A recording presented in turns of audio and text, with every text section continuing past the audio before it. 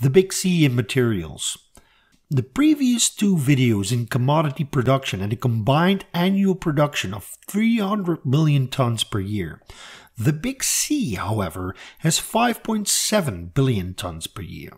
And that's mainly due to crushed stone, cement, chromium and copper.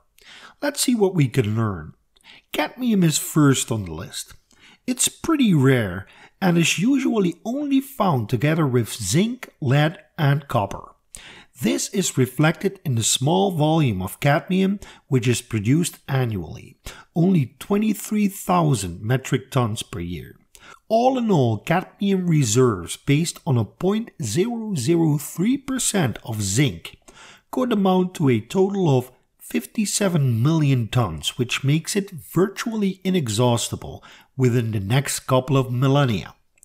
The main use for cadmium, which is pretty toxic, is in batteries and in cadmium telluride solar panels, but also in control rods and nuclear reactors to absorb neutrons, and cadmium is also found in a variety of other electric and chemical applications. Next we have crushed stone, a pretty big player in the world of commodities. We use crushed stone to build roads, tarmacs, track ballast, asphalt, landscape, etc. It's a pretty basic commodity used pretty much everywhere. The basic constituents are calcium carbonate, mined from limestone or dolomite rock formations.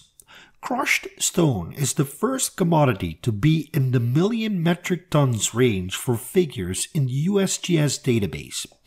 Production is about 1.5 billion tons per year in the US alone. It's a virtually inexhaustible resource.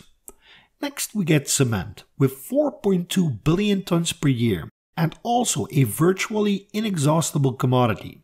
Most cement is either lime or calcium silicates, and it is literally the building block of Western civilization. Compared to the giants of crushed stone and cement, Cesium is tiny, with a mere 90,000 metric tons per year. We don't know how much of it could be extracted economically. Cesium is a liquid at room temperature, and that's pretty cool for a metal. It is mainly used in petroleum exploration, but also finds significant use in medicine, and has been considered as a propellant for space ion engines. We move on. Again, one of the big C's is chromium. The brother of my wife's grandmother migrated to Canada to work at Ford, chrome plating truck bumpers and other car parts. Chrome is a brittle and hard metal that remains very shiny and resists scratching to some degree. Together with nickel, it is used to create so-called superalloys, which are used in high-temperature environments such as jet engines. Chromium figures are listed in 1,000 metric tons. We produce roughly 30.4 million tons of it per year, out of a large reserve of roughly 12 billion tons, which will last for another 400 years at current rates of extraction. So what makes a Tesla go? The exchange of lithium ions in a lithium-ion battery. The main constituents of this battery are lithium, cobalt and graphite. Each is essential. Cobalt is quite abundant, however, good deposits are not. It is estimated that about 150 million tons of cobalt are available to us, but economically only 7 million tons at this moment. Most cobalt is scattered throughout the bottom of the oceans. We produce about 123,000 tons of it, and that's far too little to facilitate a so-called battery electric revolution. Apart from cobalt being a limiting factor, the equally abundant lithium is also limited in ramp-up capabilities as far as production are concerned. Another small commodity on the world scale is niobium, which is in the C range because of its earlier name, columbium. Niobium is primarily used as a metal to use in alloys and superconductors. One of these alloys is used by SpaceX in the nozzles of the Falcon 9 rocket. We extract about 64,000 tons of it each year, and economically recoverable reserves are said to be in the order of 4.3 million tons, enough to last for nearly 70 years if today's production is concerned. And finally we arrive at the last of the big C's, copper. Copper is considered to be the oil of the 21st century.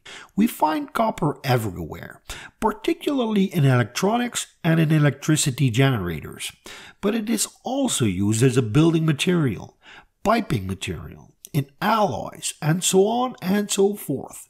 Figures for copper are listed in 1,000 metric tons in the USGS database. We produce roughly 19.4 million tons per year, out of an economically recoverable reserve of 720 million tons, lasting us 37 years as things go. However, since copper is so important, it is not inconceivable that we will find ways to extract it from far more dilute sources, which amount to as much as 5.5 billion tons, which would last us for nearly 300 years. But do note that extracting this copper will require far larger scale operations, as these deposits are not easily accessible and probably more dilute, which is the case for almost all commodities. We like to mine the easy deposits, the ones that are close to the Earth's surface and that have the highest ore densities and cost the least amount of energy and money to extract. As these deposits run out, we need to find new ways to get to the harder to get deposits and concentrations.